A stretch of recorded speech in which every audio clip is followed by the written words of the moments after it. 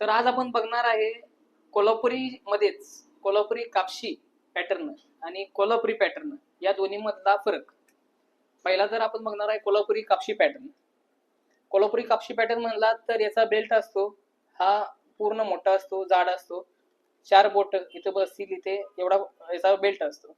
वेण्या म्हणला तर किमान याला 12, 13, 15 किंवा 20 वेण्या असे वेण्या असतात. याला पूर्ण हात वेणी असते. आता हा पॅटर्न तुम्हाला दाखवतोय, याला साधारण 20 वेण्या आहेत.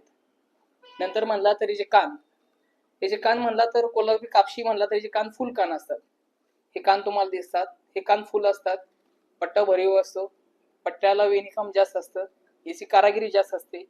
ही चप्पल तुमच्या पर्सनॅलिटीला भरीव दिसते, भरून दिसते. म्हणजे कसं तुमची पर्सनॅलिटी उठून दिसते. पाय पूर्ण भरून दिसतो. खाली म्हणलात तर याला नळकं असतं, पूर्ण शिलाई असते, पूर्ण सळ शिलाई मारलेली आहे, चमडी धाग्याने सळ शिलाई मारली जाते. ही आहे कोल्हापुरी कापशी पॅटर्न. याच्यामध्येच मग विभिन्न प्रकार मोडतात. आमदार कापशी, साधा कापशी, पेपर कापशी. फक्त कोल्हापुरी पॅटर्न कोल्हापुरी मधला म्हणलात तर हा कोल्हापुरी पॅटर्न. कोल्हापुरी पॅटर्न म्हणलात तर याला साधारण 6 वेण्या, 8 वेण्या अशा वेण्यामध्ये ही डिझाईन असते. किमान 2 बोटं बसतील हा एवढा पट्टा असतो कोल्हापुरीचा.